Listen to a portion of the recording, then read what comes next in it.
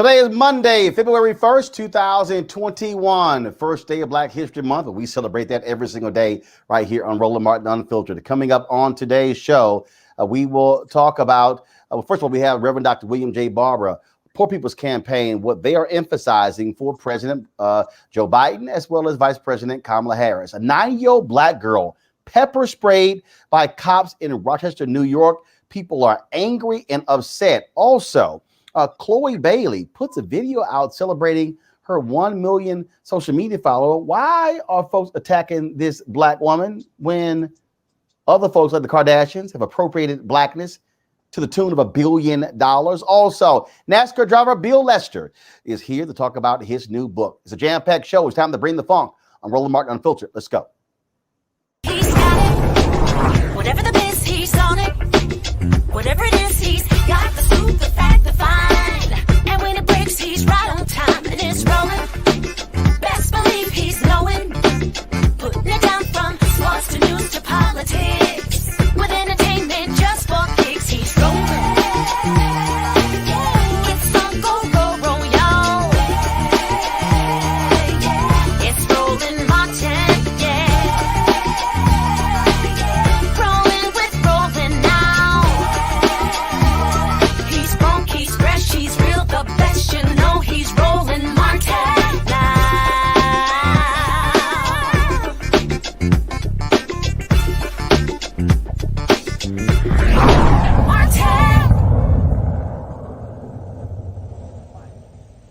All right, folks, welcome back to Roland Martin Unfiltered. Today is the first day of Black History Month, but as I said, we celebrate Black history every single day on this show. Does not matter. We do it 365, 7 days a week. Lots of stuff for us to talk about in today's news. But first off, folks, we have got to talk about this shocking and unbelievable story out of Rochester, New York, where a young black girl, 9 years old, pepper sprayed by police officers. Shocking video that has people scratching their heads. What in the world is going on? Watch this. No! I want my dad! You're not gonna run off. I want my dad! Stop. I want my dad! I'm not getting in no car! I want my dad! I want my dad! No!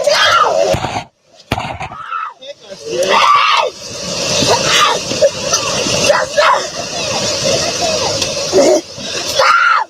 Oh my God! Okay, wait, my mom, she's pregnant though. You done? My mom pregnant! Oh yeah, please Stop.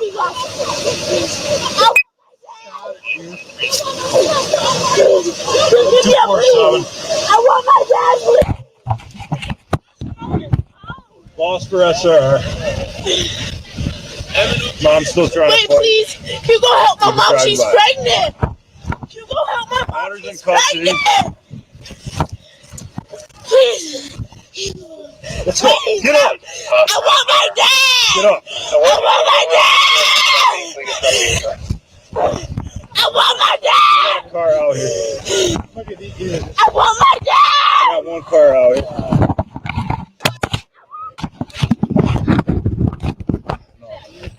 Mom's. I'm ready to take mom to jail too. Okay, but you need to get warm. Okay.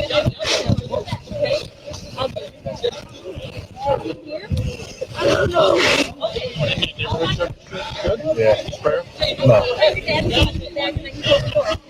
Her hands are freezing. Get in the car. I'm done telling you. Get in the car. Get in the car. Too hard. 247.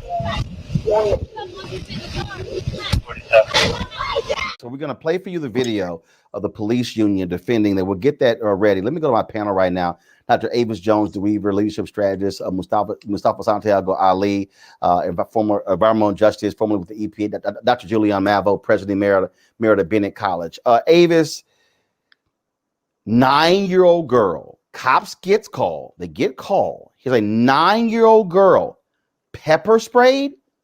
Okay, and the cops like, just pepper spray her. You don't know when a 9-year-old child is throwing a temper tantrum. What you do is you just sit there and say, let me know when you calm the hell down. You don't pepper spray a 9-year-old girl. Well, you do when you don't see that 9-year-old girl as a human being. You do when you don't see her as a child. I don't even understand why you needed. Couldn't even finish counting the number of police cars that were there.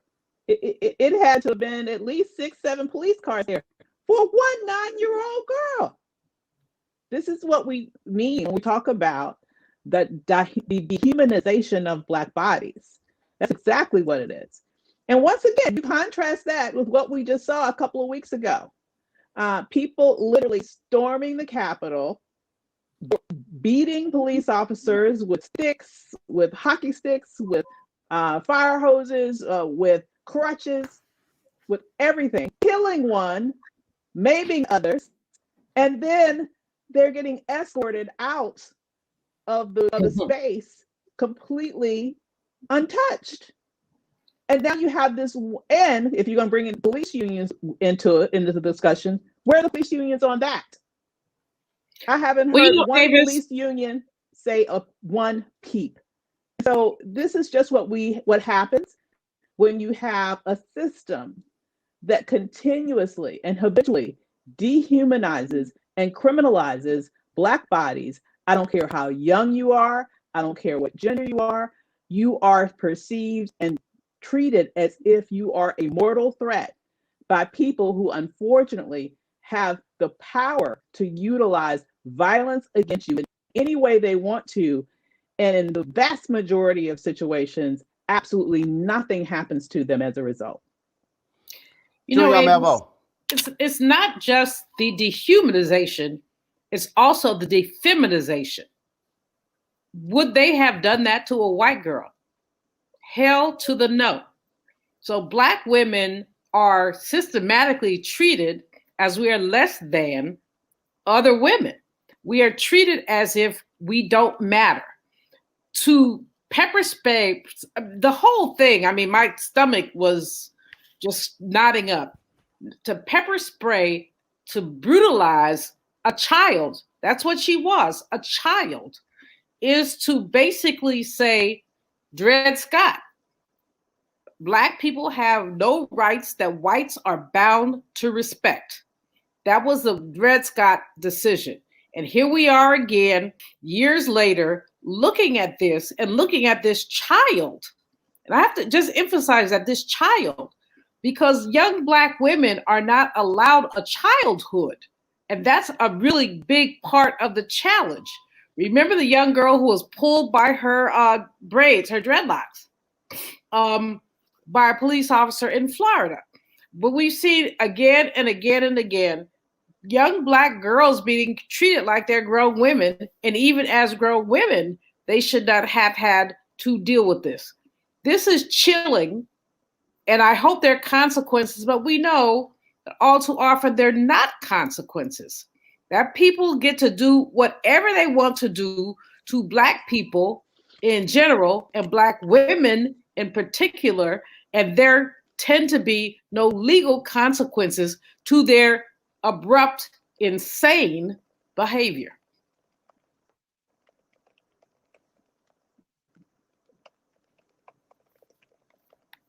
What happened here?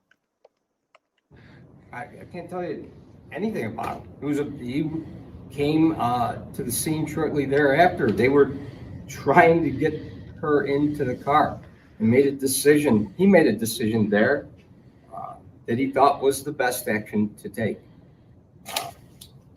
It resulted in her no injury to her. Had they had to go and push further and use more force, there's a good chance she could have been hurt worse. It's very, very difficult to get somebody into the back of a police car like that. And she's 9 years old. Imagine what happens when we have a full-grown individual that we're dealing with. You talk about the psychological impact on the officers, but what about the psychological impact on the 9-year-old girl who had to deal with this traumatic situation? How about the traumatic situations that she's been dealing with. Did you listen to the words that her mother was saying to her? That's what's sad. That's what's disturbing. That's what officers go home and say, how does that girl have a chance in life? What's that officer supposed to do? What can they do?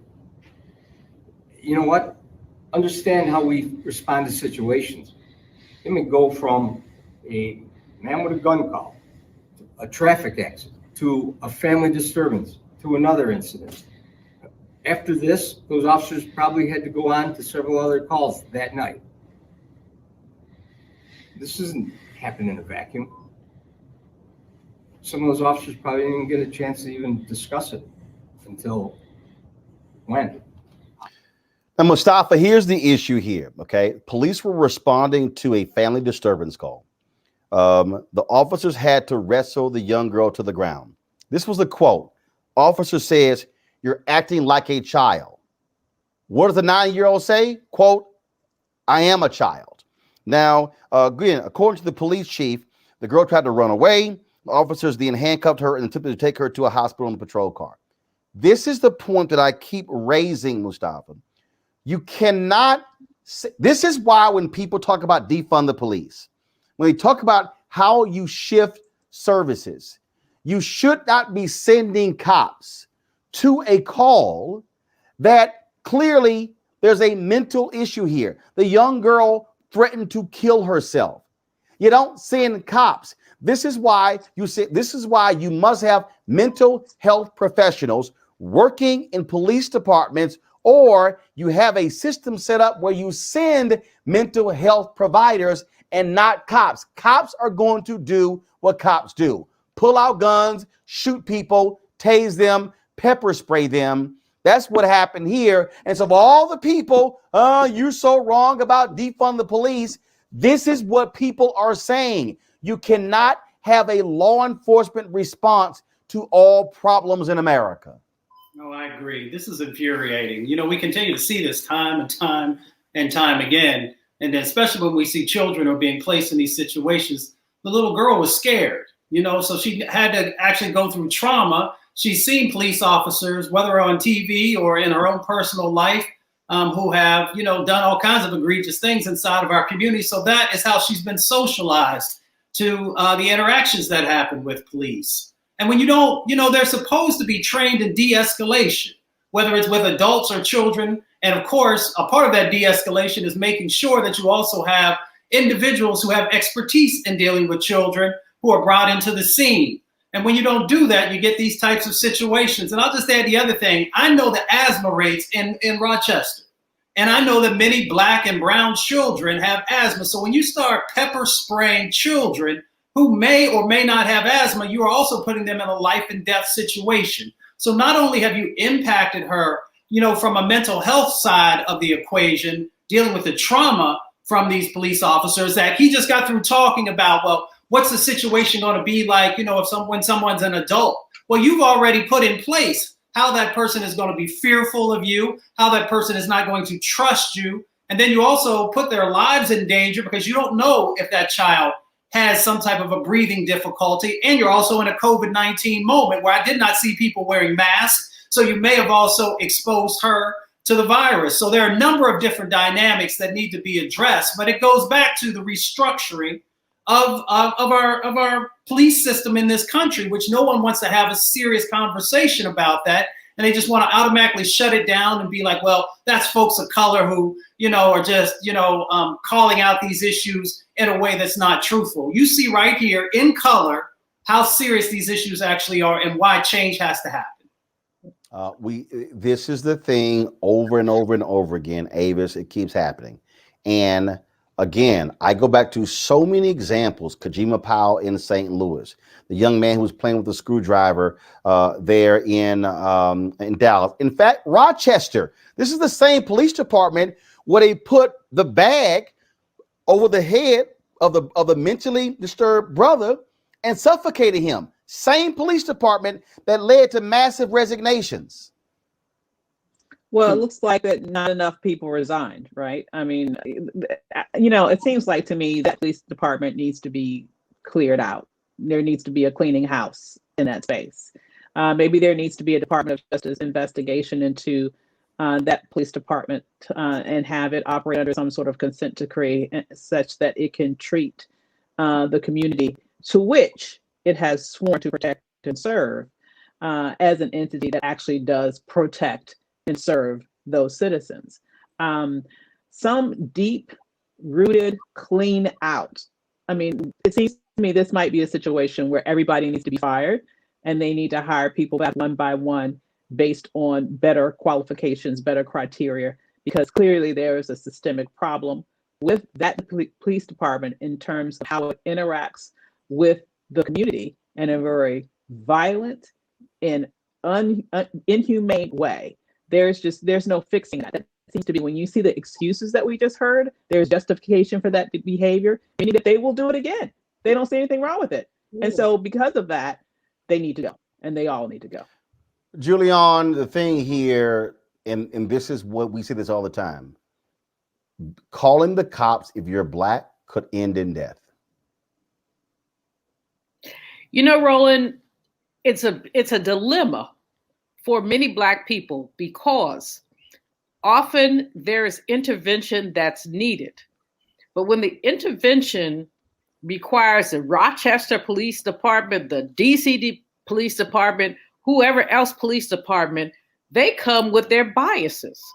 So people should not be calling the police when a family member has a mental health crisis. There has to be someplace else for them to call. Because what we surely know about the police is that they come in with biases. This little girl, a 9-year-old girl, was pepper sprayed, was handcuffed, was treated roughly because she was having a meltdown. That should never have happened. But the question then becomes, what are the resources in the community when a little girl has a meltdown? What are the resources? I mean, they shot a naked man in Atlanta. Naked, butt naked man. Obviously, he wasn't in his right mind running around butt naked. But he was shot because the police feared him. He didn't have anything on him, no gun, no knife. He just was butt naked. Now, maybe there's something else they feared. We're not going to go there. But the point is that these people come with their biases, and we need to get rid of these people and their biases. If you cannot deal with empathy and humanity, then you should not be on a police force. And with a 9-year-old girl, I keep saying that, it hurts me to my soul, a little girl who is in a mental health crisis, because I don't know what's going on in her house, in her household, but she's in a crisis. So you pepper spray her and handcuff her? You don't have anybody to talk to her? Who are these people? What are these people? And why are these people on a public payroll? That is certainly the issue. Folks, we're going to keep monitoring this and see what happens next with this story. Right now, I want to go to Reverend Dr. William J. Barber, of course, co-convener of the Poor People's Campaign. Dr. Barber, how you doing? I'm well. Can you see me now? They'll let me know we can see you. I'm actually our setup is a little bit different. We are completely virtual today because of the snow in DC, and so I've got staff literally all in 3 different cities. But they're telling me we are fine. I do want to, before we talk about I can hear you, but I Biden, can't see you, so I'm good. Oh, okay, all right, guys. So I don't think your camera is on. Yeah, hold on. I got an assistant that's trying to have your assistant turn your video on. So the camera probably has an X through it, so just turn that on. Yeah, the other screen went down, but let's go ahead and talk while you're there, and she's gonna work on it as we go along. Your audience can hear me and I can hear you. Yeah, audience can hear you, so we'll work on the signal. I do got to get your reaction to what we just talked about. The pepper spraying of a 9-year-old girl. Mom calls the cops. The girl was threatening to kill herself. The cop says, "You're acting like a little child," and she says, "I am a child." Right, I am a child. Yeah, and Roland, Can you hear me? Yep, we got you. Go ahead. Yeah, one of the things I'm thinking about.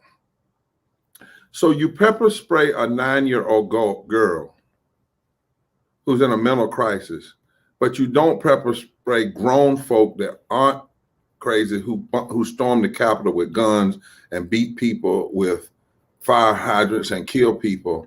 I mean, just think about that for a moment, y'all. Yeah, no pepper spray was used on the U.S. Capitol, and they were storming the Capitol, tossing aside barricades, beating people with flags. Yeah.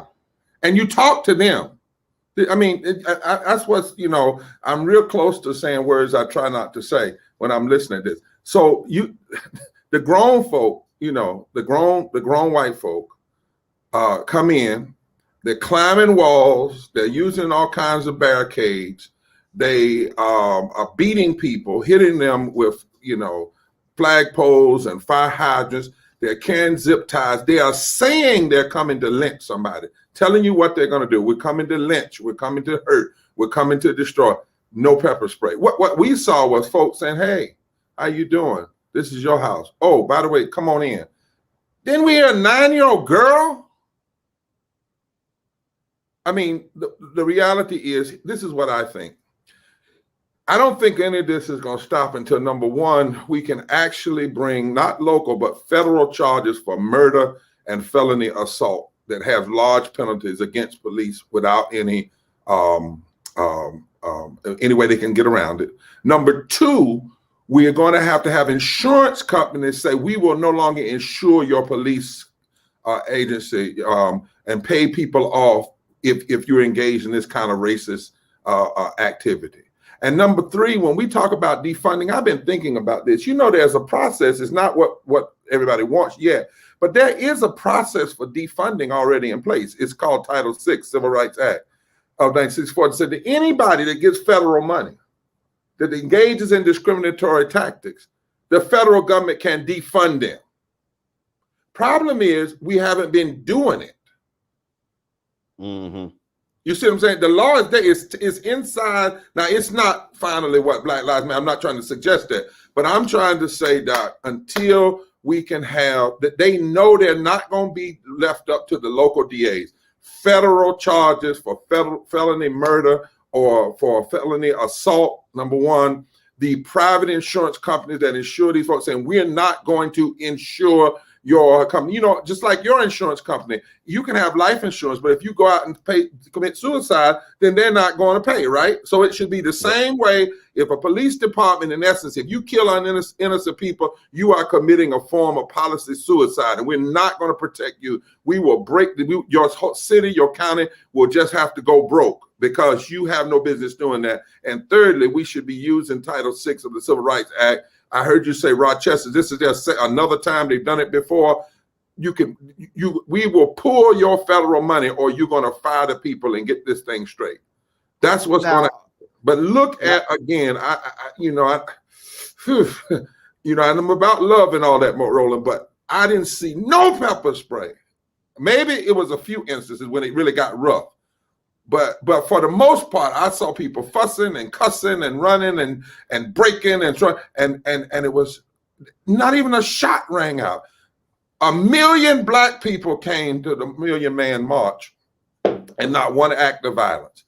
250,000 people came with the March on Washington, not one act of violence. We did 6 weeks in the Poor People's Campaign of actions at the Capitol and 43 other places around the country. And Roland, they arrested us every time for praying. You talk about going up the steps, they arrested us at the bottom of the steps.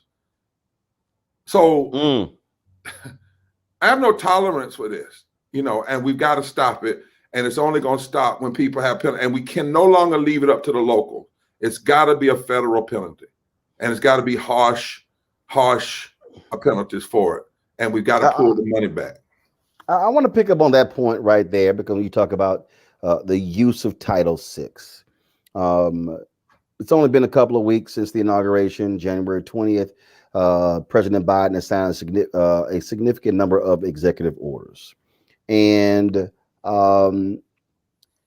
You got the New York Times put an editorial out saying, "Oh, Biden needs to slow down on executive orders." That's stupid. It's constitutional. But what you are describing is a much more aggressive use of federal law and federal powers. And I think what oftentimes happens, Reverend Barber, in this country, when we're talking about how do we help people, we have politicians who say, it's a whole lot I can't do. It's a whole lot I just can't do. We just don't have the power. Beyond how to use Title VI, what are you also saying that the Biden administration should do to be far more aggressive to deal with race equity and to impact with existing laws on the book?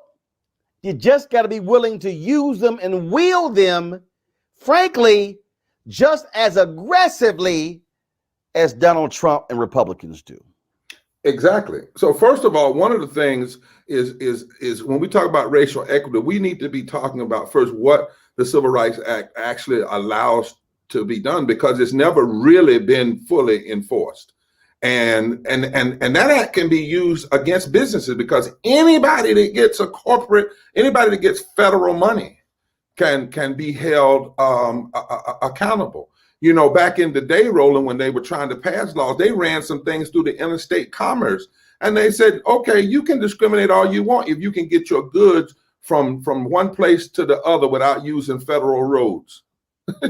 Paid for by federal money. It's almost as though we used to think about how to get something done rather than how not to get it done. Take, for instance, we're going to talk about racial equity. We have to have a conversation about mass incarceration and police reform, but we can't stop there if we're talking about racial equity. Let me give you a point. Right now, we have this conversation about living wages, and you heard the Republicans say to Biden today, they don't know what living wages has to do with COVID relief. Really? Well, here's what it has to do, and here's what it has to do in particular as it relates to Black people.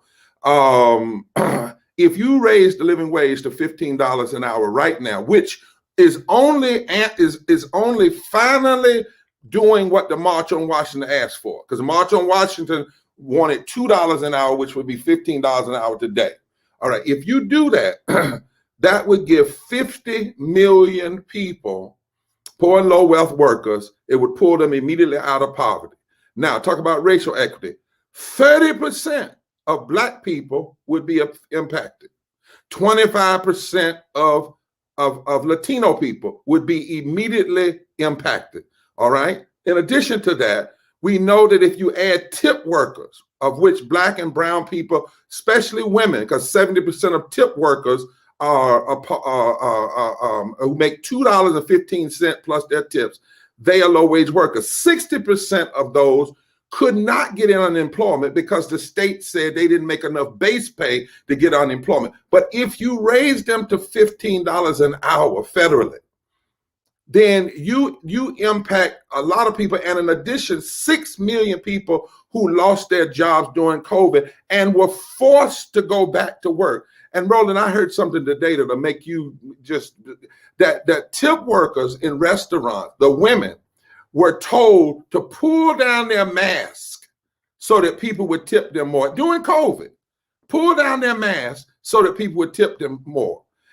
If we raising the living wage is not just an economic issue, because you know, like I know, that systemic racism and economic injustice tie hand in hand. And this is why you need to federalize it and use the federal law. Because in Kansas, for instance, the voters voted to raise the living wage, then the state legislature came back, took it from them. In Birmingham, Alabama, the Black and white poor and low wealth workers got together and the city council voted to raise the living wage, and the state legislature took it from them.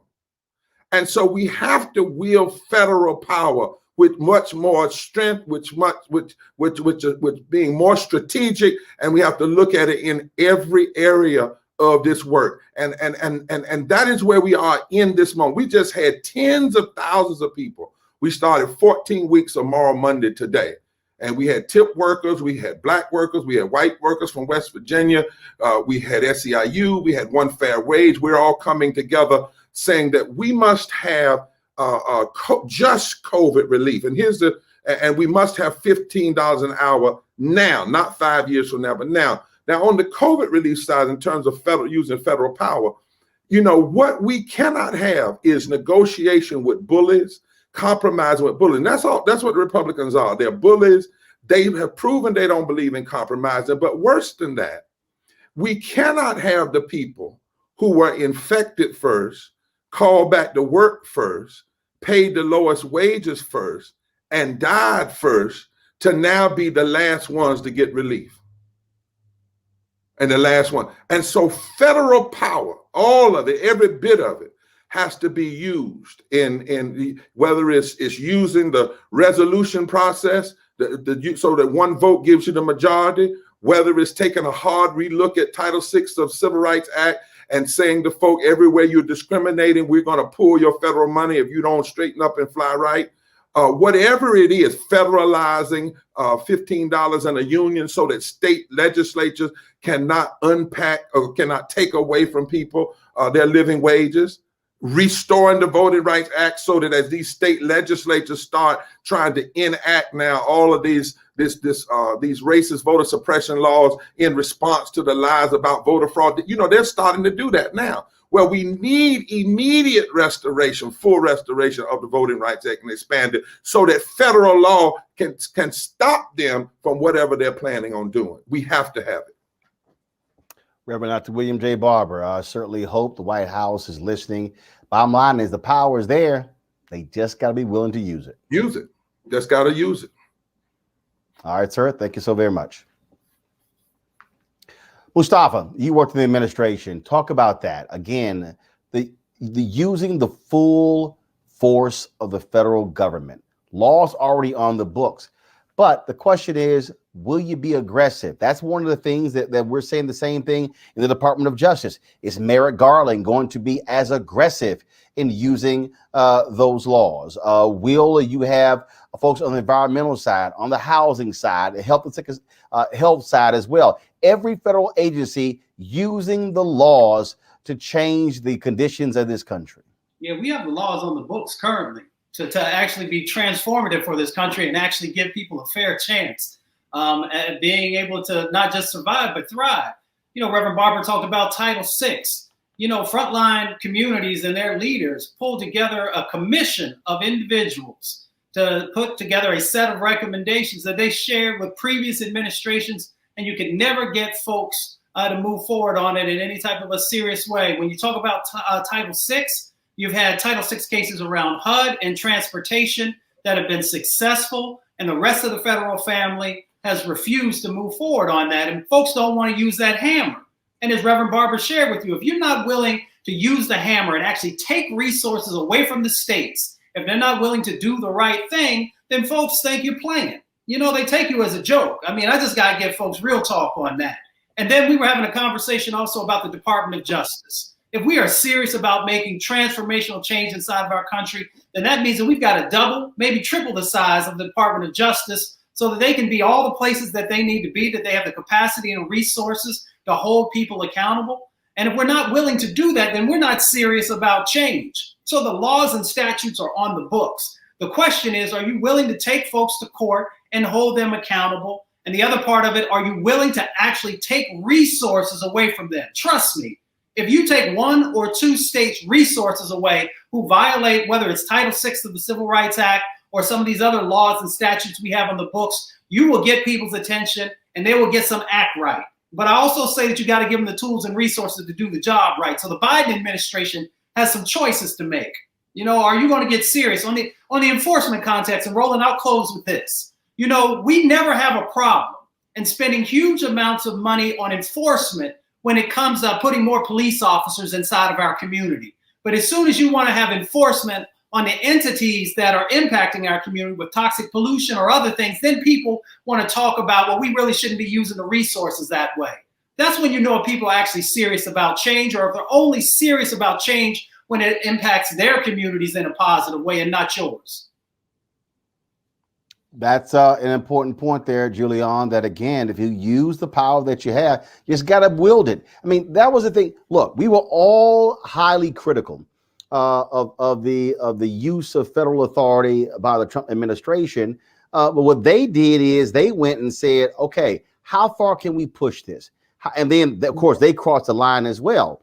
Typically, Democrats, very cautious, not really want to ruffle feathers. No, you have got, if you're going to change this country, then you got to do it. And then when folks start whining and complaining, too much federal authority, tell them fine. Don't take the money. You know, Roland, this is absolutely right. The Democrats have been timid from day one. I mean, the most bold Democrat was Lyndon Baines Johnson, who basically put a civil rights agenda in place and pushed it. And only when the Vietnam War confronted him and he said he had a wife and a mistress and he couldn't deal with both of them. I mean, his language was LBJ language, but he said, you know, he had to pick the Vietnam War or the civil rights agenda. And he put more energy into the Vietnam War. But here we are again. Clinton was middle of the road milquetoast, great fellow, middle of the road milquetoast. Obama was juggling. You know, he was juggling his blackness, he was juggling. And not to mention Mitch McConnell, who said he wanted to make him a one-term president. Obama could have done more, but I must say he did the best he could. But now we have Biden, and Biden has the opportunity as Mustafa. No, I won't say he did the best he could. He did the best he chose to do. All right, that's fair. That's fair, because I'm, you know, as you know, I got my butt kicked about my book, Are We Better Off?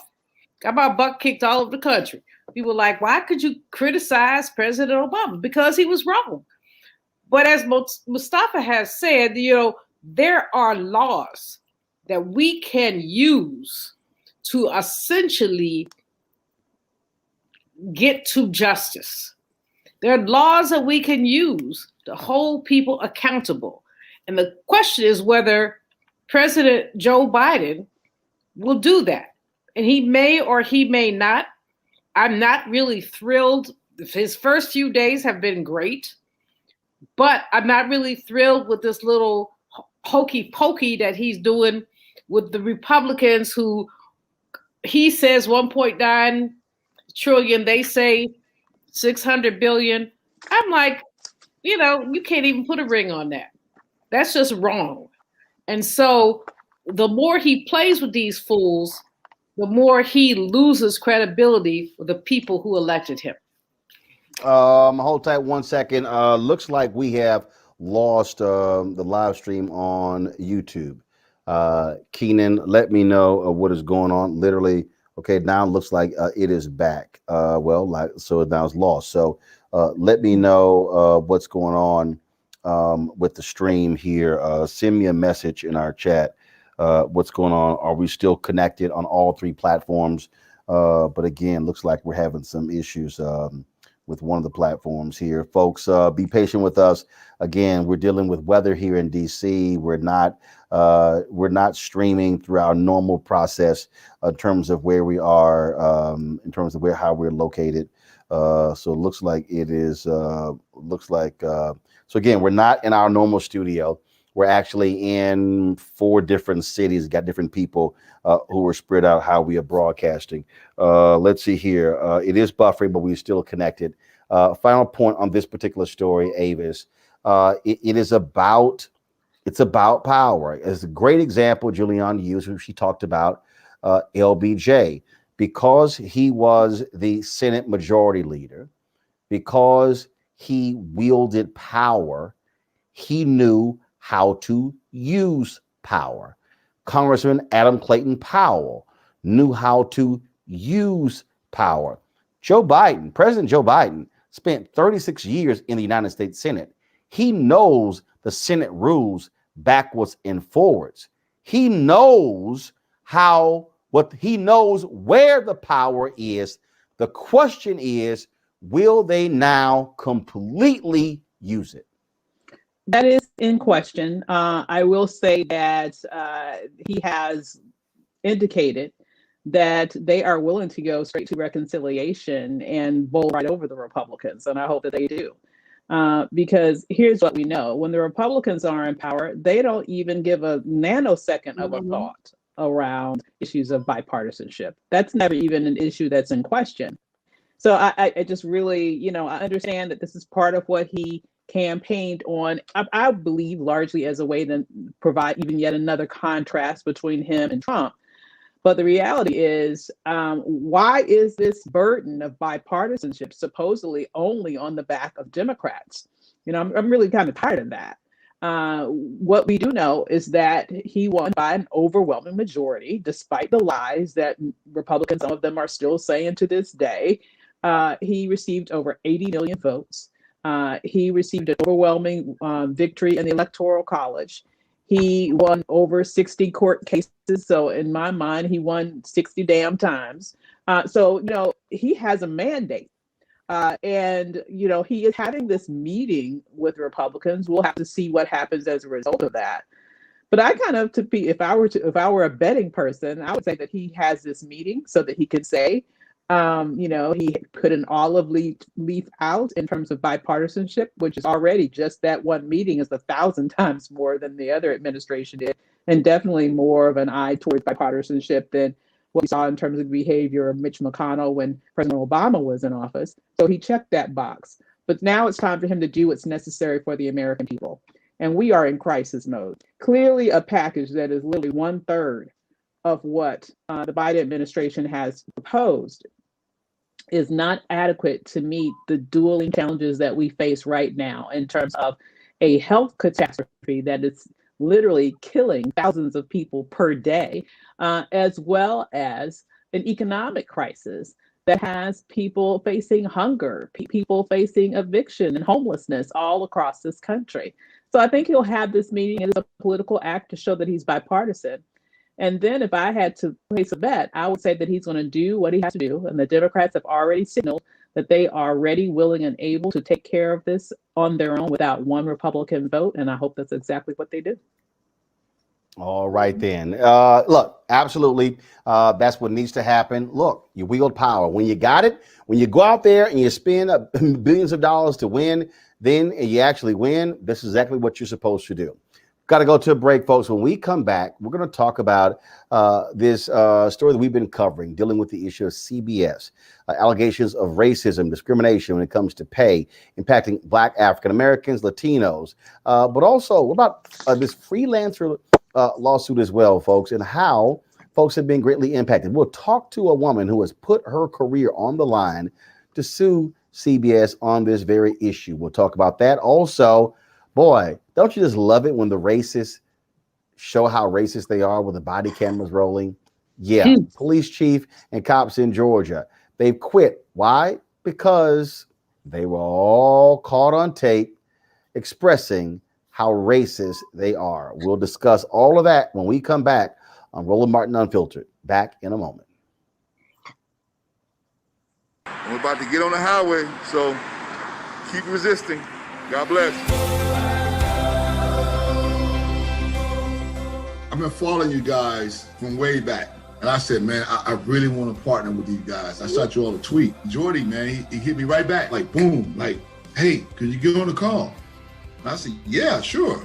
And so, like, literally 5 minutes later, we were on a call, and the rest is history. Vote yourself a raise January 5th.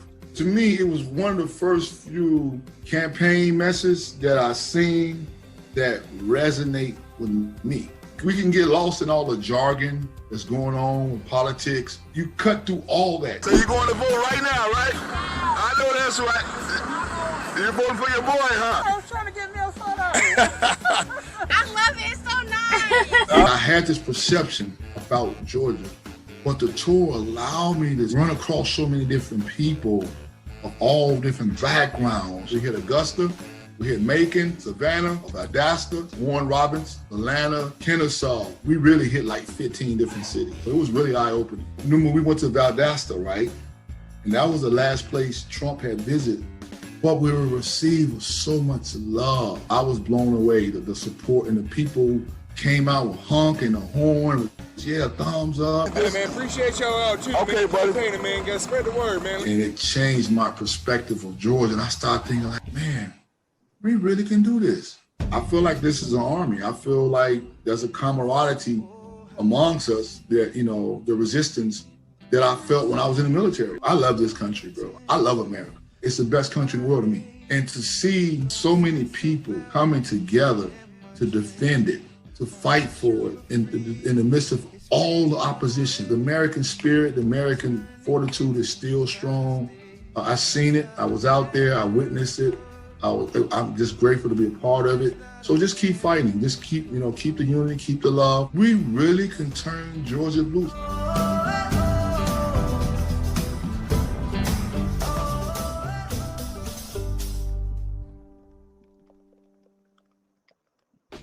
So this is Roger Bow. I got a message for Roland Mascot. Oh, I'm sorry, Ascot Martin. Buddy, you're supposed to be hooking me up with some of these mascots. I'm sorry, ascots that you claim to wear. Where's mine, buddy? Hey, yo, peace, world. What's going on? It's the Love King of R&B, Raheem Devon, and you're watching Roland Martin, Unfiltered.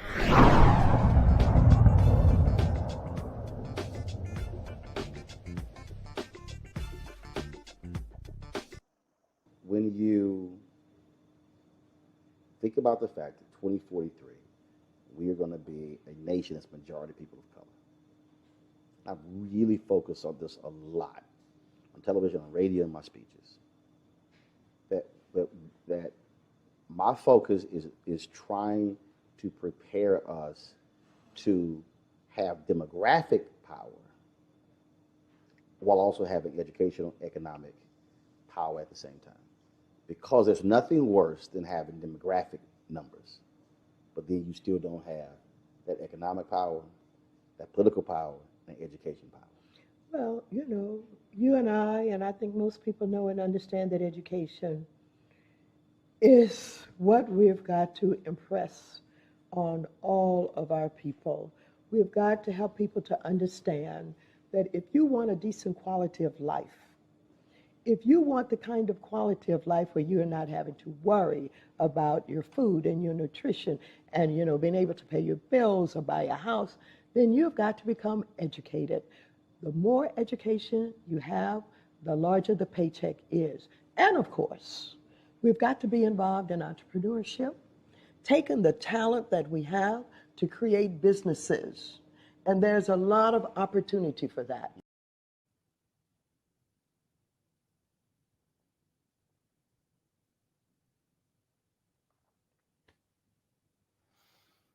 All right, folks, we're back on Roland Martin Unfiltered. We told you that the folks at CBS, they have put on administrative leave 2 of their executives who were accused of using racist, sexist, and homophobic comments. One of the issues they've also had to deal with is employees saying that they were being unfairly paid for their work as well. This has been an issue, and a lawsuit was actually filed on this very point. And in fact, remember we had a former CBS employee last week who was on, who talked about Don Champion. His whole livelihood was based on whether or not he would, of course, get assignments when he was a freelancer. And so what's interesting about this is that a former freelancer is suing, of course, CBS, and the station is based in Fort Lauderdale, WFOR Channel 4. She claims the station engaged in wage discrimination as well as gender discrimination. Okay, so let's talk about this right now with Sylvia Harper-Sheehan, also Peter Hugewer, who is her attorney as well. Folks, how you doing? Great, everyone. All right, let's Sylvia. So lay out for us first the basis of your lawsuit, because we've heard others. Again, Don Champion talked about, again, the executives, if they didn't like him, that determined whether or not he got money, you know, whether he would get assignments. And we've heard others. I'm the vice president digital for the National Association of Black Journalists. We've heard others talk about how the use of freelancers was keeping folks from being able to earn a living, and some people were freelancing for more than a decade. Yeah, it's a problem that you don't realize is so widespread because you're so, as a journalist, focused on doing your job and making sure that you do it so well so that you get called back. So this idea of creating instability in your life and put you in a survival mode so that you don't necessarily question what's going on around you. I worked at CBS Miami for 7 years. I was praised and promoted only by title. And in those 7 years, job openings came and went, and I was never offered a full-time position. Other people were hired. And when I asked about it, I was told the position isn't available to you. And when I was asked about a raise potentially on my day rate, I was told that the money isn't available to you. And this went on for 7 years. And you don't think to ask because, well, this is what we want to do. And we do it because this is what we love. This is our dream. But 7 years is a long time. And when I think back, there were so many people that were working as freelancers, writers, producers, assignment desk editors, all of us for more than 3 years at a time, some people for a decade.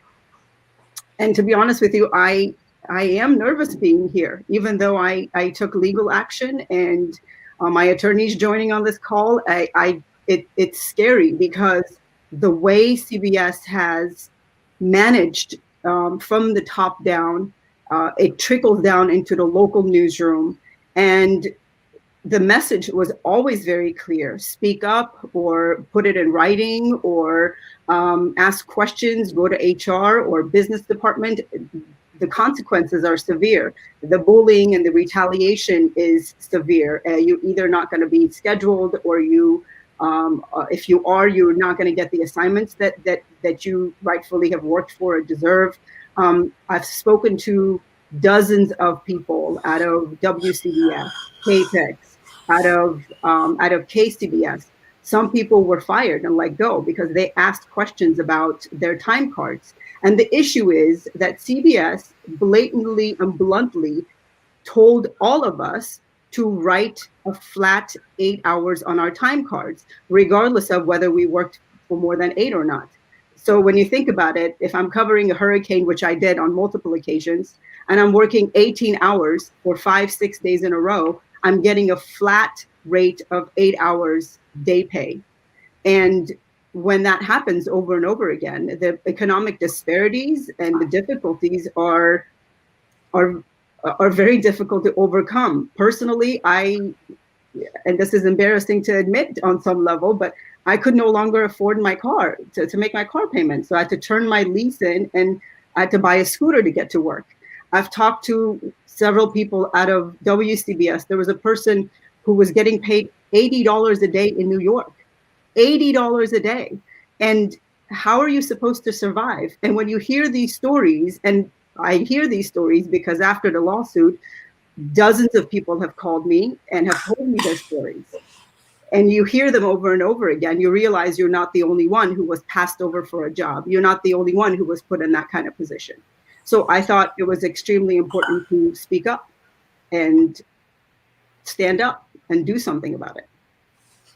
Peter, share with us, what you learned, because what Silva is laying out, I mean, is shocking and stunning. And $80 in New York City, Jesus, that's $10 an hour for 8 hours. And if you're working 10, 12, 14 hours, but you're only getting paid for 8. Well, the contention of CBS has been throughout the litigation that these independent television stations are operated with collective bargaining agreements. In Silva's case, there was no collective bargaining agreement through an organization that is SAG-AFTRA. And the SAG-AFTRA union contracts have been negotiated, but frequently there's a per diem rate, and the stations are somewhat different and how they approach their day rate. For example, the KCBS Los Angeles, their anchors are paid a day rate. In Miami, I think Silva was only paid $210 for a day for an extended period of time. And this certainly creates issues. We have advanced her lawsuit under the Fair Labor Standards Act and the Equal Pay Act, alleging violations of both of these statutes and also Title VII for gender discrimination and age discrimination. And a lot of the people that I have spoken to who have come forward as witnesses are scared because of the retaliation that they may face, of fear of being blackballed in the industry. And so presently we have a motion pending before the court to see if we can allow, if these people would be allowed to proceed anonymously, which is a novel concept. But when you're dealing with such a big entity, the repercussions of speaking up are palpable. That point right there, Silva, is the fear. The fear, if I sue, I'm going to be blackballed. How has this impacted your career and ability to work? I mean, the consequences are severe. There's a cost to this. And I mean, I haven't worked in this industry since 2018. And to be honest with you. Since 2018? 2018, yeah. Anywhere? Anywhere. And the reality is, even when I was working at CBS, I applied for other jobs. But you know what the question is why have you been working at this station for 7 years as a freelancer? Why were you not made a full-time employee? Insinuating that there is some backstory or some other reason why I was not hired. So this perception that there must be something there, not realizing that this is just a cost-cutting measure at the expense of the people who literally show up on a daily basis and do the work of 6 people in a newsroom. You know, as an employee at CBS, I produced stories for other people to voice in front. I showed up to report on a daily basis, so 5 days a week, sometimes 6 in a row. And then I write for digital, and then I do social media, and then I write for the magazine. All of that is not an 8-hour job. And to be truthful, you know, I put my entire life in this business. I was born in the Middle East. I got to this country when I was 14 years old. I learned to speak English as a sophomore in high school. And to think that I have put everything I have had into building a career and trying to move up the ladder the right way, and to end up in a situation where I have to make a decision between the career I've built and my integrity as a journalist. Because how could I ever ask anyone in the street to risk their life, to put their livelihood on the line, to put their face on camera to tell a story when I can't even do that in my own life? So I grappled and struggled with the integrity of being a journalist, and the cost has been, sorry. I understand. Take your time. Take your time. Sorry. And the reality of it is, since the news broke and this has been made public, and let me just go back and say, I tried to address this with management at the local level.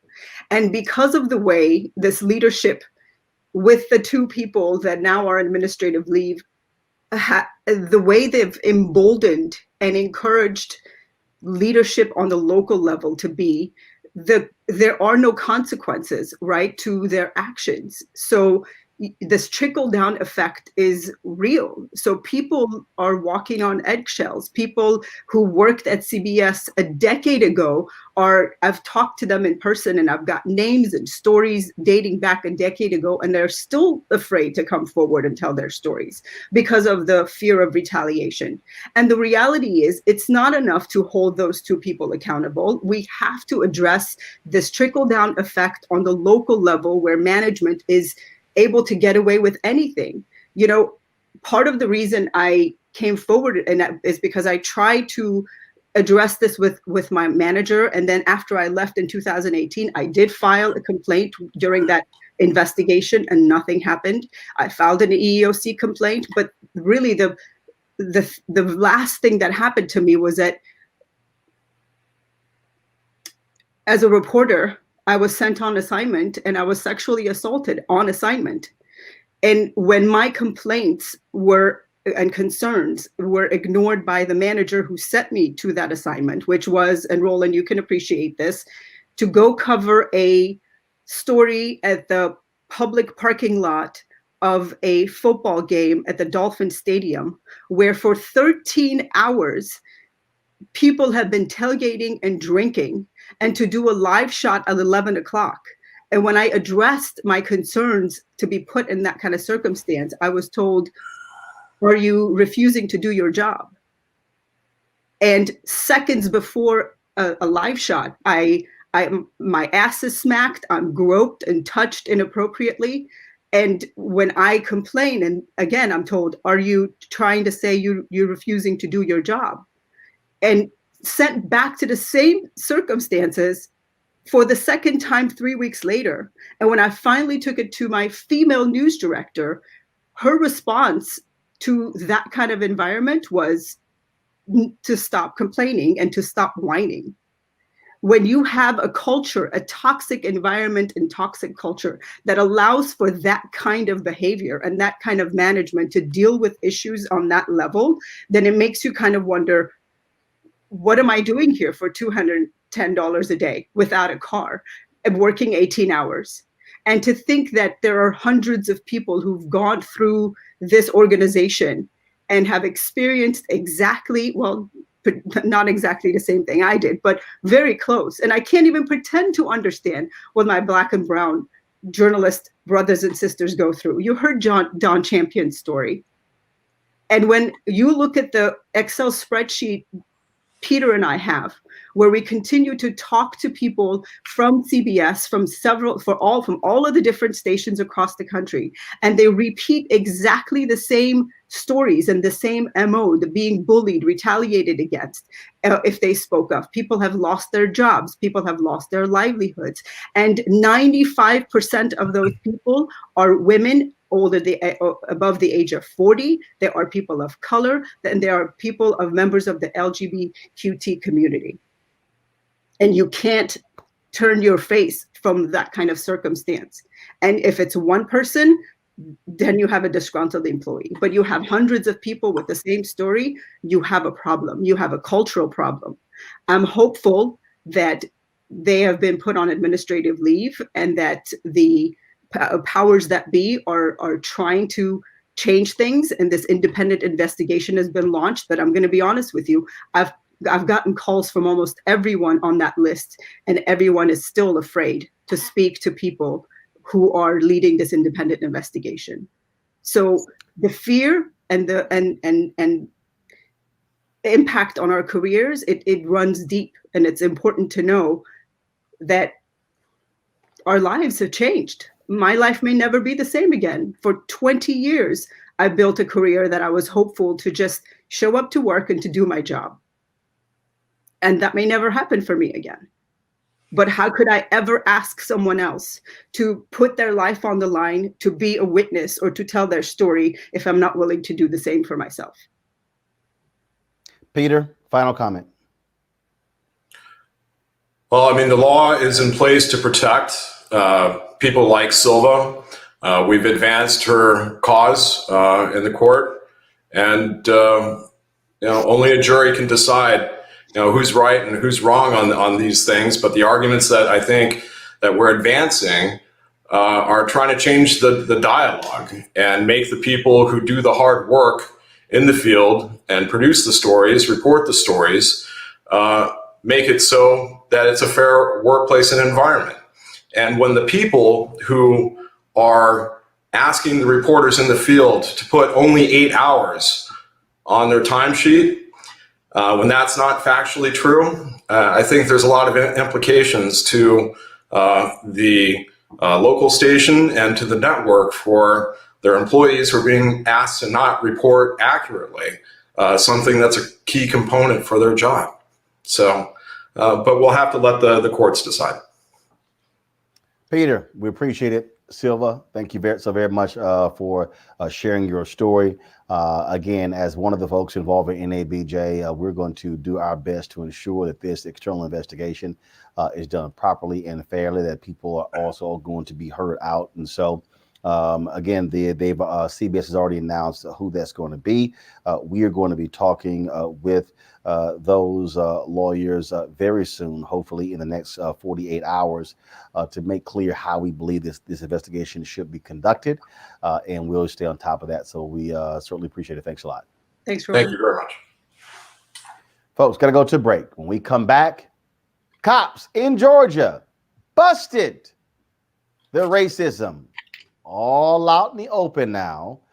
We'll discuss. Plus, NASCAR driver Bill Lester talks about what it's like being one of the few blacks in the history of NASCAR to make it to the big stage. That is next on Roland Martin Unfiltered. You want to support Roland Martin Unfiltered? Be sure to join our Bring the Funk fan club. Every dollar that you give to us supports our daily digital show. There's only one daily digital show out here that keeps it black and keep it real as Roland Martin Unfiltered. Support the Roland Martin Unfiltered daily digital show by going to RolandMartinUnfiltered.com. Our goal is to get 20,000 of our fans contributing $50 each for the whole year. You can make this possible. RolandMartinUnfiltered.com. All right, so a lot of y'all always asking me about some of the pocket squares that I wear. Now, Robert don't have one on. Now, I don't particularly like the white pocket squares. I don't like even the silk ones. And so I was reading GQ magazine a number of years ago, and I saw this guy who had this pocket square here, and it looks like a flower. This is called a shibori pocket square. This is how the Japanese manipulate the fabric to create this sort of flower effect. So I'm going to take it out and then place it in my hand so you see what it looks like. And I said, man, this is pretty cool. And so I tracked down, it took me a year to find a company that did it. And so they make these about 47 different colors. And so I love them because, again, as men, we don't have many accessories to wear, so we don't have many options. And so this is really a pretty cool pocket square. Now, what I love about this here is you saw when it's in the pocket, it gives you that flower effect like that. But if I wanted to also, unlike because if I flip it and turn it over, it actually gives me a different type of texture. And so therefore it gives me a different look. So there you go. So if you actually want to get one of these shibori pocket squares, we have them in 47 different colors. All you got to do is go to RolandSMartin.com/pocket squares. So it's RolandSMartin.com/pocket squares. All you got to do is go to my website and you can actually get this. Now, for those of you who are members of our Bring the Funk fan club, there's a discount for you to get our pocket squares. That's why you also got to be a part of our Bring the Funk fan club. And so that's what we want you to do. And so it's pretty cool. So if you want to jazz your look up, you can do that. In addition, y'all see me with some of the feather pocket squares. My sister, who's a designer, she actually makes these. They're all custom made. So when you also go to the website, you can also order one of the customized feather pocket squares right there at RolandSMartin.com/pocket squares. So please do so. And of course, it goes to support the show. And again, if you're a Bring the Funk fan club member, you get a discount. This is why you should join the fan club. It's time to be smart. When we control our institutions, we win. This is the most important news show on television of any racial background. Y'all put $2, $3, $4, $5, $10, $15, $20, $30 on this and keep this going. What you've done, Roland, since this crisis came out in full bloom. Anybody watching this, tell your friends. Go back and look at the last 2 weeks, especially of Roland Martin Unfiltered. I mean, hell, go back and look at the last 2 days. You've had sitting United States senators today, Klobuchar and Harris. Whatever you have that you can bring to Roland Martin Unfiltered to support it, please do, because this information may literally save your life. Watch Roland Martin Unfiltered daily at 6 p.m. Eastern on YouTube, Facebook, or Periscope, or go to RolandMartinUnfiltered.com. Support the Roland Martin Unfiltered Daily Digital Show by going to RolandMartinUnfiltered.com. Our goal is to get 20,000 of our fans contributing $50 each for the whole year. You can make this possible. RolandMartinUnfiltered.com. All right, folks, welcome back to Roland Martin Unfiltered. All right, you gotta love body cameras. They're there for our benefit, really, to protect the citizens. But what happens when they're there to record the racism of cops? This took place in Georgia. Roll it. He said, you know, what they're saying now is, well, you didn't have to shoot him, it's just a taser. Then how come when you tase a f***ing nigger, it's like you done killed him 27 times? If I had a fucking nigger, I'd rather f*** the mayor than Stacey Abrams. Yes, sir. 911 Hamilton. I don't own no slaves. My folks didn't own no slaves. Hey, hey. You know, what are we talking about? 200 years ago? Hey, I do a lot of stuff on my family history, on ancestry. I did find evidence of some slave owning part of my family, even though we're from Ohio and did nobody up there. But I'm going to tell you, looking at Chris's family, holy man, let me tell you what. After the Civil War was over with, he became an overseer on a plantation. So he was in charge of all the slaves. It seems to me like they furnished him a house to live in. They furnished him clothes to put on their back. They furnished him food to put on their table, and all they had to do was fucking work. And now we give them all those things and they don't have to fucking work. That's it. Well, the police chief quit, the cop got fired, and I swear, Julian, you gotta appreciate the racists who love to run their mouths. You know, Roland, these people are crazy. They are totally crazy. But the fact is that they're illustrating something that runs deep in our society and in our country, the racism that has deep historical roots, the ways that unless we do the kind of legislation we need to do, this stuff is not going to stop. I mean, I listen to these people and you can't help but on one hand crack up, but on the other hand be extremely sad. Marjorie Taylor Greene. Can somebody just do something about that woman? The things that come out of her mouth are like vitriol, violence. And we can't really have that. And that's the issue, is that these people have somehow believed that it's okay for them not only to be racist, but to articulate this nonsense on a regular basis. Avis, first of all, this is in West Georgia, Hamilton, Georgia. Police Chief Gene Allman, he's the one who quit. John Brooks was actually fired, and it was Brooks' body cam that was recording this. And the conversation took place in front of the police station before Black Lives Matter protests. My goodness. Well, thank God for the incompetence of that fool that left his camera on. Because you get to see what people say when they are comforted by the fact that they don't believe anybody's listening.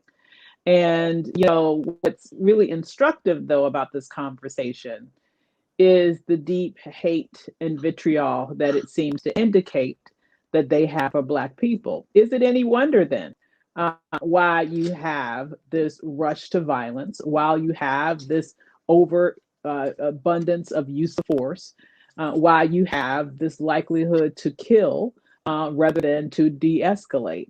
It's because deep down, people hold these very deep-seated racist beliefs, which they have enough sense not to express in public. But when they are amongst one another, it comes out.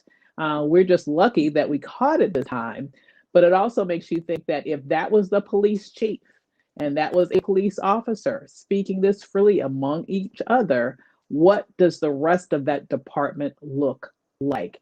I can tell you with 100% certainty that's likely not the first time they've said anything like that. And I can probably also guarantee you that they're not the only ones to express such beliefs. They just got caught. Mustafa.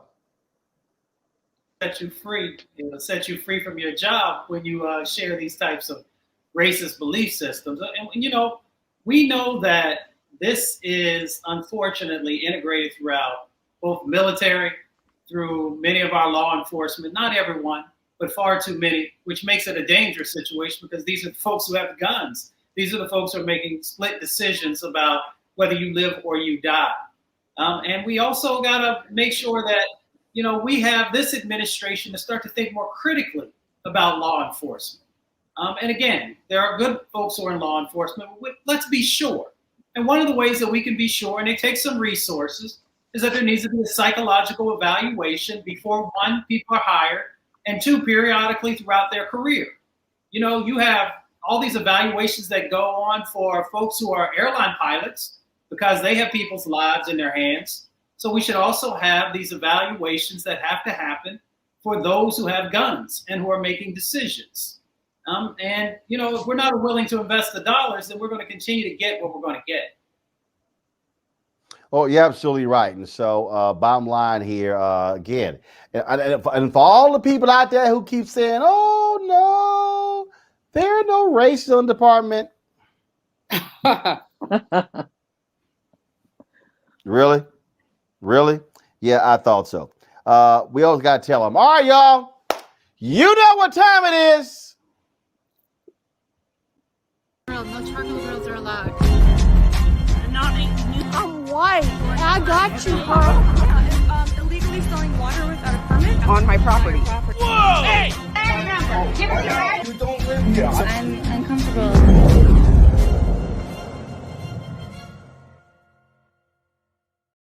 Hey, folks are really losing their minds over simply being asked to put on a damn mask. They are consistently showing their ass. Well, this woman here decided to show her breasts. Bitch up here at Trader Joe's tripping.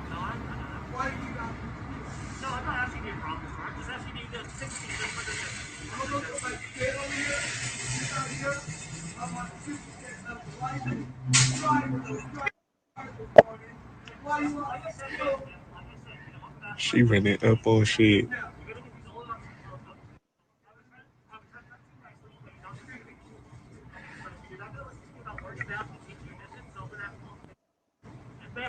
Oh no! What the fuck going on in the world, bruh? What the fuck was that? I just needed some juice.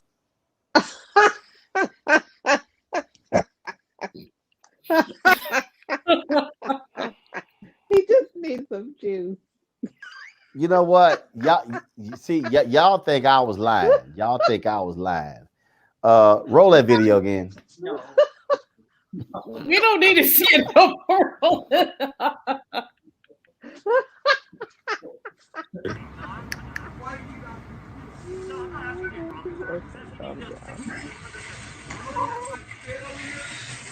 Almost done. Okay.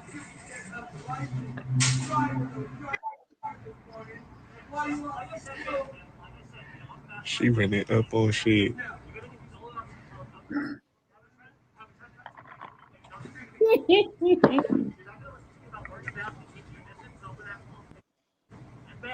Oh no! What the fuck going on in the world, bruh? What the fuck was that? I just needed some juice. Julian, I'm trying to figure out what does showing her breasts. I'm trying to figure out what I'm like, WTF was that? WTF was that, Roland? I mean, this is called a crazy, you know what, white, ignorant person. I mean, WTF? Seriously. What's wrong with these people? So Avis, she don't want to wear a mask, but she gonna flash her breasts. Like somebody want to see that shit. Excuse my language.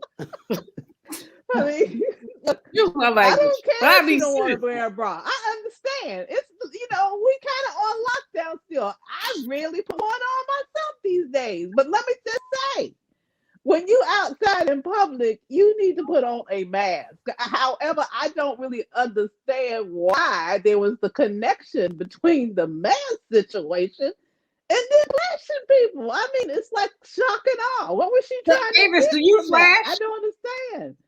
Avis, Hell to the no. do you flash when you go outside? No. And I'm too old to flash. I will say, though, the whole lockdown situation has liberated women with that bra situation. However, I will have to tell you, I'm taking fine. it too far.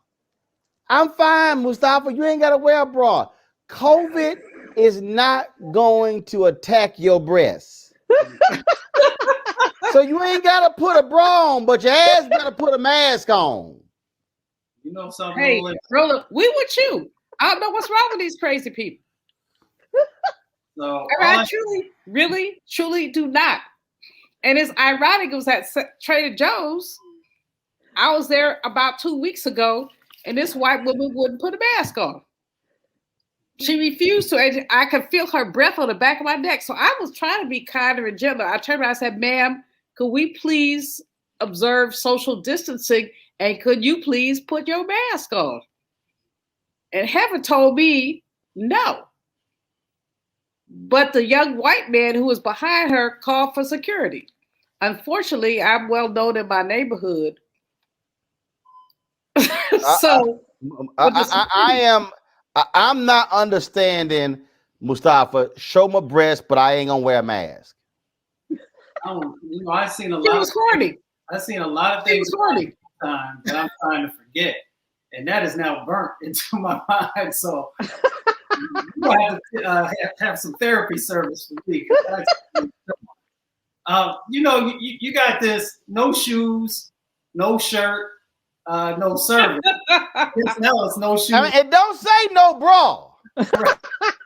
Well, they didn't say no tatas out in the open, because I don't know what that was, but the reality of the situation is, in all seriousness, you still got folks who feel that they have the privilege to not protect themselves and others. And if you want to go to your house and do whatever you want to do at your house, that's one thing. But when you're putting other people's lives in danger, that is a completely different scenario. So they will arrest folks if you try and go into a store and they've got that sign and you, for whatever reason, decide you don't want to move forward on it.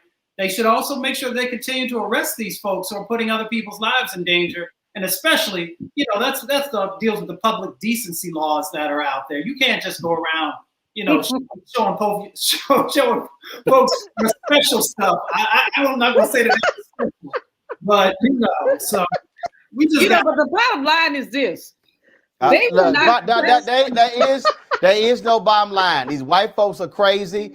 I don't know what's wrong with them. They can't handle being told to put a damn mask on. Look, if you want to kill your damn self, go right ahead. But guess what? Trader Joe's, you're being too nice. It was way too much conversation. I'm telling you right now, they need to get some 10-foot poles. And if they asses roll up, hit them with a stun gun. Back up. Okay, no, you come close. Now forget 6 feet. Should be 10 feet. Should be cattle prods. That's what you do. Hit the ass with a cattle prod. Okay, they want to act like cattle. Hit them with a cattle prod and see how it goes. So look, they just so stupid. Just put a damn mask on. All right, y'all. Of course, on Mondays we always, of course, like to have book authors on, and today we'll talk with a brother, Bill Lester, y'all. He got to the highest point of NASCAR on the NASCAR Craftsman Truck Series. The book is called Winning in Reverse: Defying the Odds and Achieving Dreams of the Bill Lester Story. I got a chance to actually drop a blurb for this book, folks. This is the book right here, his book. It talks about his career in NASCAR. Bill, welcome to Roland Martin Unfiltered. Pleasure, man. Good to see you again. It's been a minute since we were out there on the golf course, Has been a minute, and I remember, oh my God, whether I can't remember if I was with the Dallas Weekly, it probably was the Dallas Weekly, or it was with Black America Web. I cannot remember when you were on the NASCAR Craftsman Truck Series. I remember going to Daytona, and you were driving for Dodge, and you were That was the first time we actually got to meet, and you took a unconventional route. I mean, typically what happens with folks who become NASCAR drivers, they start young, they grow up, they join the circuit very early. You had a different rise. Explain. Yeah, man, totally different. It kind of leads to why the name of the memoir is called Winning in Reverse, because I did it completely atypical from what most race car drivers do. Most race car drivers start out, like you were saying, at a very young age, usually in their single digit years, less than 10, in either a go-kart or a quarter midget, a very small mini race car. And then they work their way up the ladder to getting into big cars. And then they have their professional career. And by the time they're like in their 40s, usually they're retiring. My situation was completely different. I was fortunate that my father took me to a race when I was just shy of 8 years old, and that set the hook. I was mesmerized by the cars going by me at 160 miles an hour and so, but never thought it was something that I could necessarily aspire to be, because when I looked to my left and I looked to my right, nobody looked like us, right? So, but at that age, I wasn't tripping off of it, but I do recall distinctly that that was the environment. But as I grew up, I got my driver's license, and I realized that not only did I have an obsession for speed, I was pretty darn good behind the wheel, because I was doing all sorts of things that I didn't condone, like racing on the streets. I was doing the Fast and the Furious before it was a movie. And somebody said, before you kill yourself or somebody else, take it to a racetrack. And so that's effectively what I did. I went through engineering school. I got a degree in electrical engineering and computer science, but it was not my passion. It was a tool. It was so that I could get myself a good paying career and go racing. And that's effectively what I did almost with my first paycheck from Hewlett-Packard Company. I went and bought a race car and did extremely well. And so lo and behold, when you and I met, I had finally got an opportunity to race in NASCAR, which is something that I never had any ambition of doing when I was young. I was growing up in Northern California, and what I thought was cool was IndyCar racing or sports car racing, not NASCAR racing, not running around in a circle trying to stay off of a concrete wall. But I wanted to be where the growth of the sport was, where the most excitement was, where the most fans were, where I could make the biggest name for myself, and that was NASCAR racing. And lo and behold, you and I met each other when I was with the Dodge program in 2002 and 2003 in the Craftsman Truck Series, is what it was called at that time. Now it's got a different name because there's a different sponsor. But I did that for a number of years, but my crowning achievement in NASCAR was being one of the few Black drivers to ever race on Sunday, which means racing in the Cup Series. The Cup Series is the top level of NASCAR. That's where you race against, the names you heard like Jeff Gordon and Dale Earnhardt and, Jimmy Johnson, guys like that. So I was able to do that. And I'm proud to say that I was one of only 4 in the last 60 years to be able to do that. So I'm few and far in between. Wendell Scott was racing in the 60s. A guy named Willie T. Ribbs was racing in the 80s. I came through in the mid 2000s. And now you guys have probably heard of Darrell Wallace Jr. or Bubba Wallace. He's out there now, and he's doing a good job out there on the circuit. You mentioned Willie T. Ribbs. You mentioned what being NASCAR. He also was in Indy. That's a phenomenal documentary about his story on Netflix. Was your experience similar or different than what he had to endure? We both encountered racism out there on the circuit. But the way that he got into racing and the way that I got into racing were very different. He came about it more traditionally, such that he came about at a very young age, having the opportunity to go and race cars.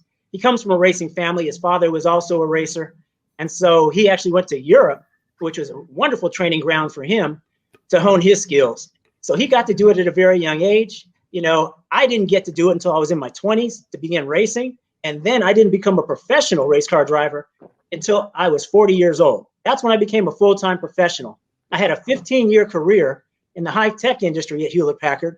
I was a research and development project manager, and everybody thought I was crazy to go and pursue this dream of racing. But, that's what I wanted to do with my life, and I didn't want to live a life of coulda, woulda, shoulda. And I had my wife's blessing and support, and thank goodness, because I would never have been able to do it without her. But, at 40 years of age, when most professional drivers are winding down their career, that's when my career took off. And so, yeah, Willie's, ascension and my ascension were completely different. But at the bottom line is, when we got to the racetrack, you know, some of that stuff that you guys were talking about earlier in terms of how these folks think over there on the other side, we obviously both experienced it. I was not embraced out there on the circuit. You know, I mean, when I went to tracks like Talladega, Alabama, Martinsville, Virginia, Darlington, South Carolina, the last person those fans wanted to see is somebody looking like me. I mean, it was the point where I was getting booed on stage during driver introductions. You know, I mean, before the race, when you go up and you're introduced to the crowd, you know, people were booing me. And I was like, you know, really, seriously? But, you know, I guess basically comes with an old, you know, traditional redneck mindset that this is their sport. And they've been able to hold on to NASCAR because of the dollars that are required to be able to compete in it. Most people don't realize that every year you need about $18 to $22 million a year to compete for a single car. You know, how many people in the Black community are going to stroke an $18 to $22 million check per year? Not many. So you're going to mainstream America, and corporate America is very risk averse. They do the same thing over and over. They're not going to sit there and put their neck out for somebody that doesn't look like them. So you go through all the politics of the sport, you know, and it just burns most people out. And that's why a lot of drivers who want to be professional don't get there, because they're so discouraged and, you know, they're so beaten down. They just become dejected and, you know, demoralized, and they give up. I could not, and I would not take no for an answer. And even though it took me a long time to get there, I managed to. I made it. You talked about that, and it's very interesting. If folks y'all really ought to go see the documentary on Willie T. Ribbs, because he talks about how Bill Cosby put up the first $250,000 for him to race in Indy. At the time, Bill Cosby was doing Jell-O pudding, and he was doing Coca-Cola, and he had all of these major sponsors, and he thought, no brainer. All right, this guy's good. I've got all these corporate connections. And one by one, they all said no. And even Bill Cosby was stunned that these are people who he was in business with.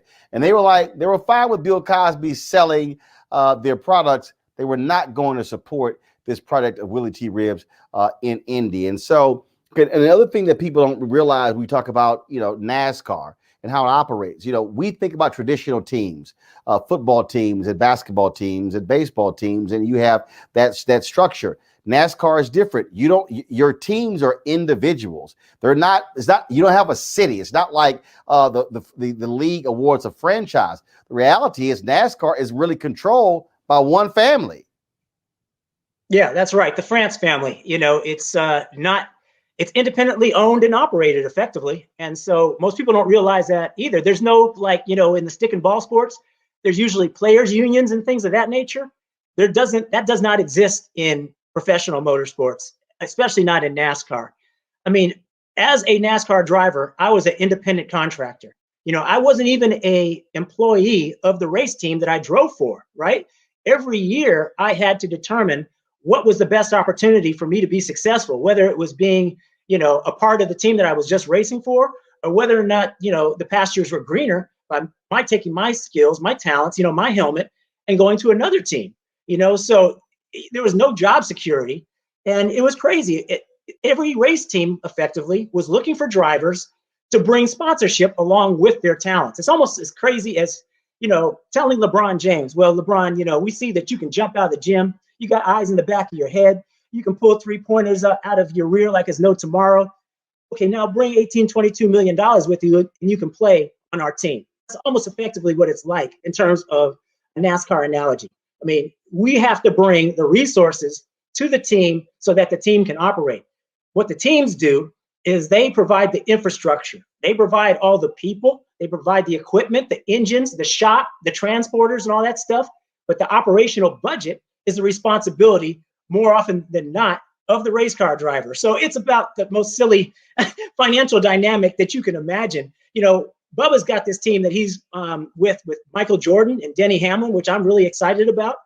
But for that to take place, Bubba had to bring DoorDash, McDonald's, Dr. Pepper, Columbia Sportswear. He's got all these sponsors that he had to bring with him so that Michael Jordan and Denny Hamlin were interested in creating this team around him. That's how crazy the sport is. People think that, you know, oh yeah, all you do is bring your helmet and you go and race. The easy part of being a professional race car driver is actually racing. It's from my panel. Let me start with Avis Jones-DeWeaver. Avis, what's your question for Bill Lester? Hi there. This is a really, really interesting dynamic. I never knew about the finances behind it. So when you made this huge leap from your, quote unquote, good job, right? Your very, very stable, very, very prestigious career that you had to this new, basically following your passion, but understanding that financial dynamic, what made you sort of take that, not fear, for example, that huge financial commitment, sort of like that upside down situation that you may have been putting yourself and your family in by having that huge responsibility on your back over and over and over again with regards to just plain funding your passion at such a high level year after year after year? Yeah, I mean, that's an excellent question. The fact is that I knew I had God-given talent and ability. I was never formally trained as a race car driver, and I was able to be successful in just about every discipline that I applied myself racing-wise. So, I had the utmost confidence in my ability. And, the other thing is that I knew that I had to get out of my comfort zone. I also knew that with great risk comes great reward. I was blazing a trail. It wasn't something I knew that was going to be easy. Most people tried to discourage me, believe it or not. Not my parents so much, but friends and maybe distant or not related, immediately related family, but distant family would say, "Well, why are you doing this? I mean, you're successful." Well, my definition of success is happiness. I wasn't happy doing what I was doing. I was successful by everybody else's definition because I was making big money. I had responsibility.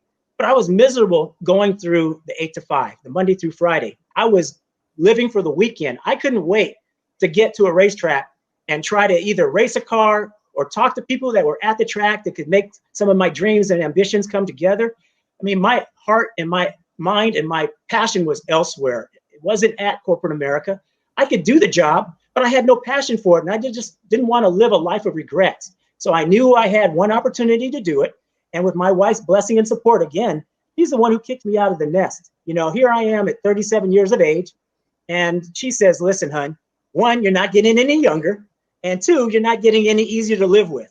So either make this dream a reality or say you gave it your best and it wasn't meant to be." So what we did is we gave myself a 3-year window of opportunity.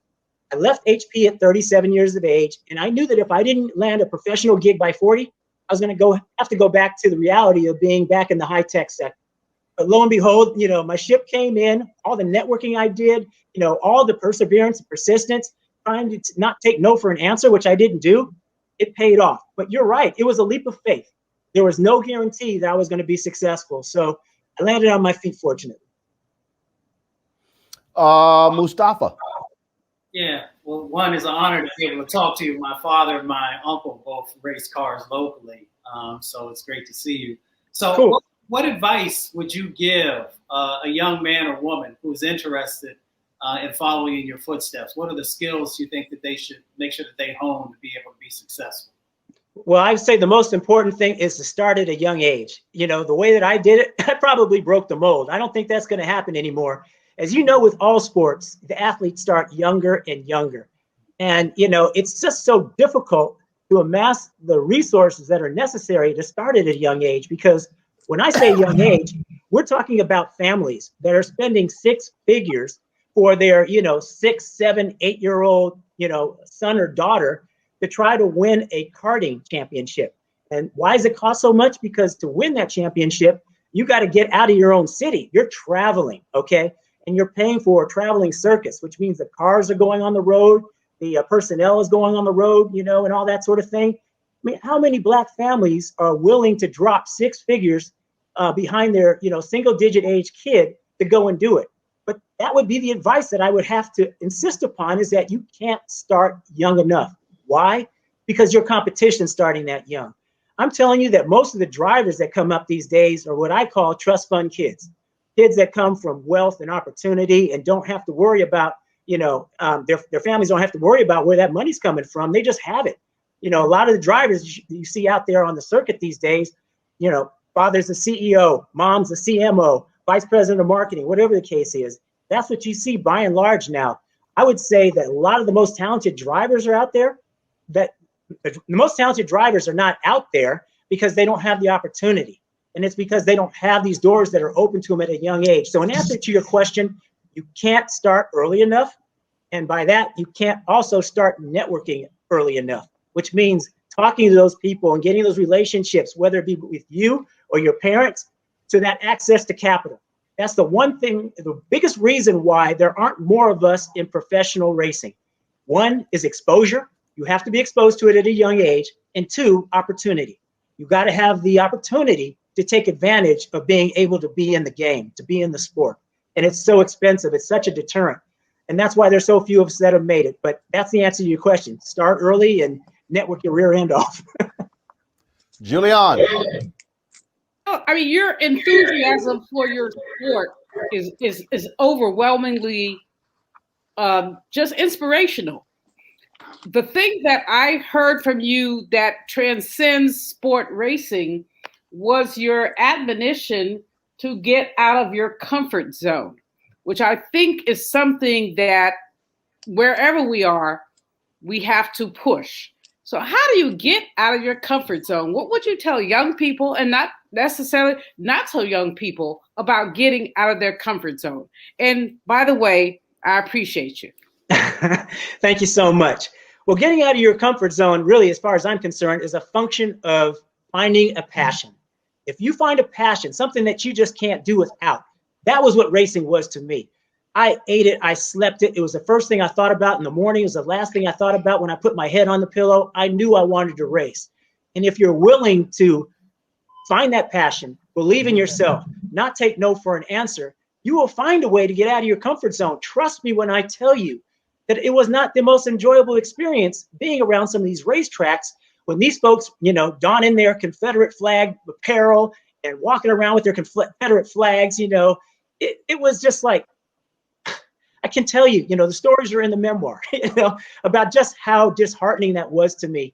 But, you know, it didn't make me bow my head. I knew who I was. I was strong. I knew that I, you know, was there for a reason. I knew what I needed to do.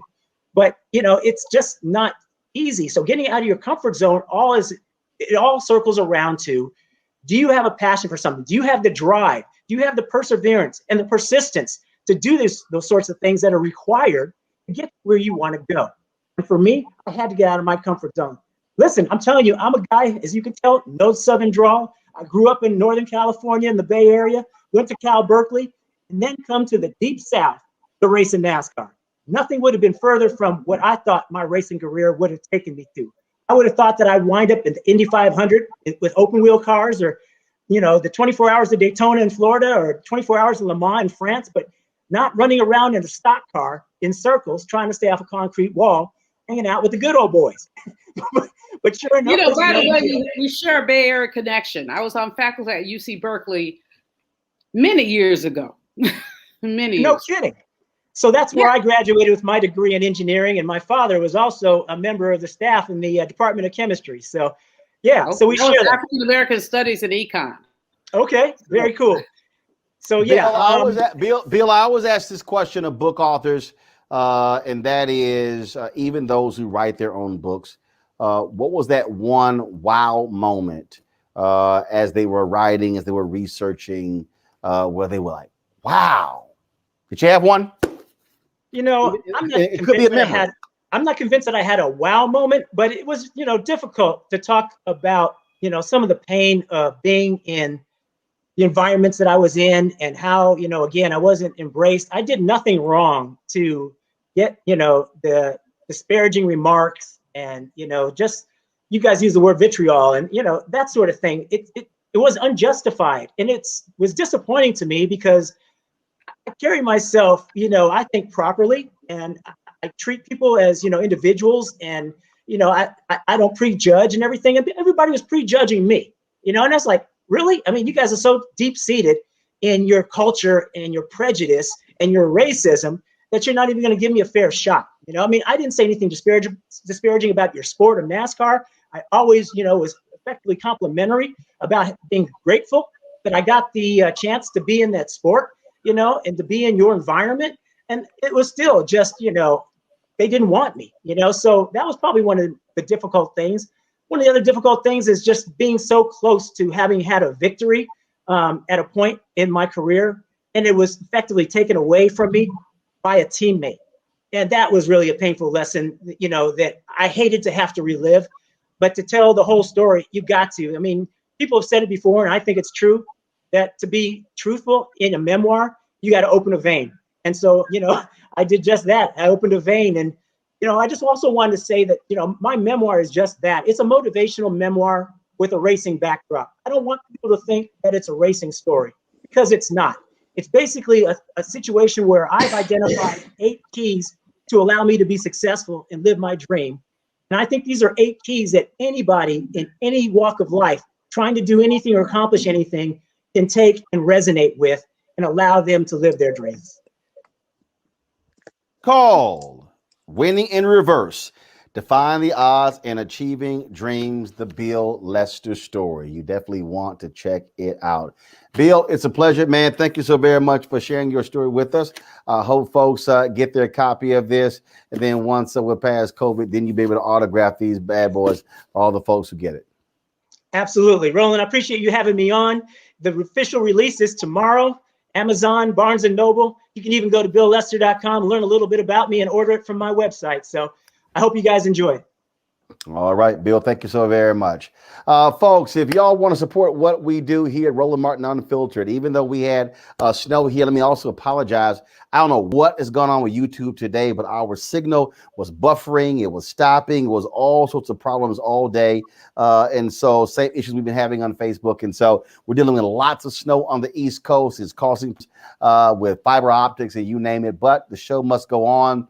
We literally also did this story from multiple places. My staff did not come into the office. And so I'm in one city. I got staff in 3 other parts, actually 4 other cities, but we all make it all possible. Y'all want to support what we do here at Roland Martin Unfiltered, please join our Bring the Funk fan club. Our goal is to get 20,000 of our fans contributing at least $50 each, which comes out to be $4.19 a month, 13 cents a day. And so please assist us. Cash App, $RM Unfiltered. Of course, PayPal.me/R Martin Unfiltered. Venmo.com is /RM Unfiltered. Then you have, of course, Zelle. You can send it. The email is Roland@RolandSMartin.com. Money order. Mail it to New Vision Media, 1625 K Street Northwest, Suite 400, Washington, D.C., 2006. Avis, Julian, Mustafa, we certainly thank y'all so very much. Tomorrow on the show, we will talk with the co-chair of President Biden's COVID task force about the importance of African Americans taking that vaccine. It's going to be on tomorrow's show. And I was going to do it today, but because we were delayed because of the signal and all the other drama today, I want to talk about Chloe, the young lady Chloe. She put a video out, her dancing, to celebrate crossing 1 million followers on social media. And folks have been attacking her and ripping her to shreds. And I got to deal with this whole issue of Black women being attacked for showing themselves and their body. But we ain't got a problem with the Kardashians and the Jenners riding their bodies to $1 billion company. I'm going to need folks to explain that. Also, I'm going to do a Roland Martin deconstruction, how Black businesses are playing themselves small. Trust me, the Chloe conversation, the COVID conversation, and the deconstruction, y'all do not want to miss tomorrow's Roland Martin Unfiltered. I promise. That's it, folks. I certainly appreciate it. Thank you so very much. I'll see y'all tomorrow. How?